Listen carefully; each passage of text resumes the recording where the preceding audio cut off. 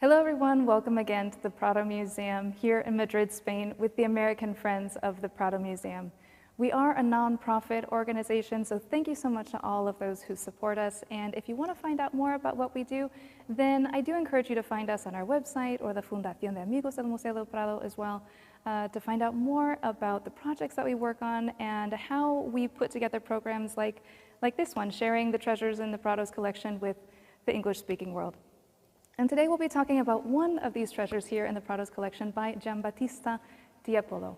Tiepolo was an Italian painter in the 18th century, and he was famous for his airy, elaborate, decorative frescoes that can be found in noble residences and royal palaces throughout Europe from the 18th century. He was born in Venice and he trained there, and he's kind of thought of as this last link in a long chain of great Venetian painting. And that's a tradition of painting that we have so well represented here at the Prado with artists like Titian and Tintoretto and Veronese. So it's a real treat to see Tiepolo here at the Prado surrounded by these artists forming part of that story. And that really is a direct result of the collecting preferences of the Spanish monarchs from the 16th and the 17th centuries.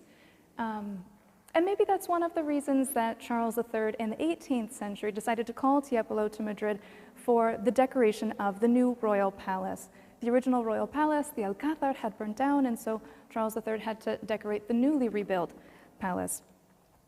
So if you come to Madrid today and you do see the Royal Palace, and you'll see some of Tiepolo's paintings in their original settings and in really important spaces, like in the throne room.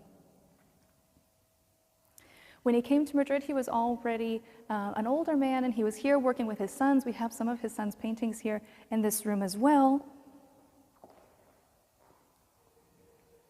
And he asked, after he was done with the project at the Royal Palace, to stay in Madrid. And so he was given more commissions, like this painting of the Immaculate Conception for an altarpiece in the church of San Pascual in Aranjuez, which is south of Madrid.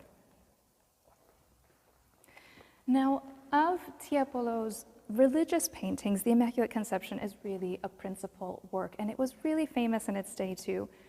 It's a truly beautiful painting. And when we look at it, we can appreciate some of Tiepolo's unique capabilities and his style. He has this creamy, dreamy pastel palette, but that's punctuated with rich Venetian yellows and blues and oranges. And he has a really distinct use of line that's really characteristic of Tiepolo, that's fluid and vibrant and dynamic. If you go to the website, you can see this image online also and really zoom in and see the details of the line. It's really beautiful. The whole thing really represents kind of what the English painter and theorist Joshua Reynolds called the grand manner. Reynolds didn't really define what the grand manner was exactly, but he admired Venetian painting, and he encouraged his students to paint with expressive qualities, elevating their subjects, infusing them with grandeur in every aspect, in invention, meaning in the idea, in the composition, in expression, and even in coloring and in drapery. And we can see all of that in Tiepolo's work, I think. It's elaborate and theatrical, and this is a bit of a tangent, but those are ideas that would be then fundamental for the development of the tradition of British portraiture that Reynolds was so important in. So the subject is the Immaculate Conception, which is part of a Catholic belief.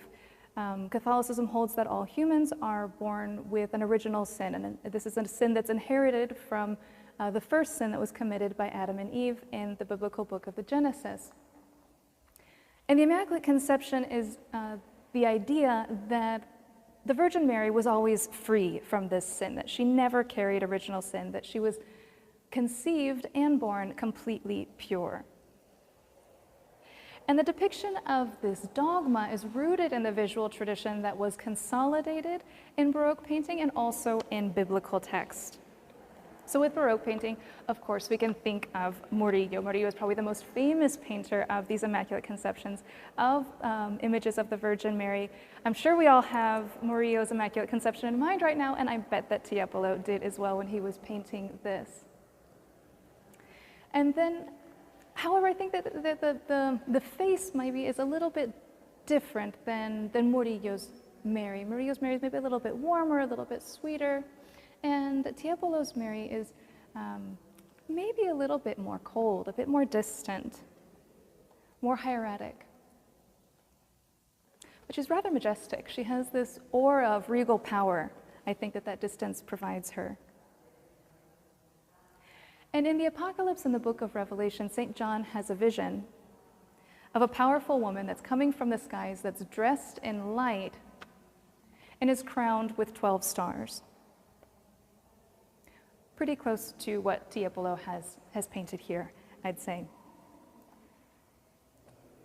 And one of the great things about this painting too is that there's so much going on down here below. And this is another way that painters could add that grandeur to their paintings, to elevate a subject, to include allegories and symbols.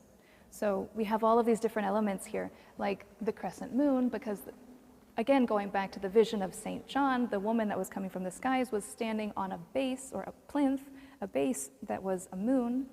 The crescent moon is something that always refers to the Virgin Mary.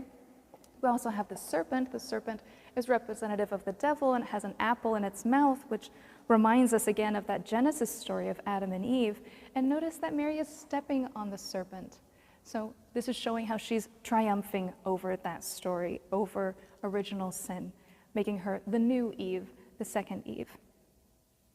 There's a palm tree, and the palm tree also is a symbol of triumph, and it's related to ideas of the paradise.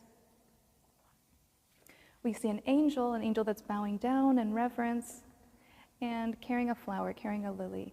And lilies are a symbol of purity, and of course, purity is associated with the Virgin Mary. And then we also have a mirror here, a spotless mirror, an immaculate mirror, a mirror sin macula, meaning without any stains, without any spots. And the mirror's ability to reflect a pure image without distortion was a metaphor for Mary's purity and her conception without sin. Tiepolo's grand decorative style would ultimately be replaced for a new taste in the court, for the cool, calm, structured balance of neoclassicism, which really would be embodied by his fellow court painter, Anton Raphael Mengs, who we have here just in the room nearby. So this is such a unique place to see Tiepolo, like I said, because you can see him as part of this long tradition of Venetian painting, and also see how he coexisted at the court, both in time and in place, in the Spanish court in the 18th century with a new taste for neoclassicism. So thank you for joining me again today, and we'll see you again next Wednesday.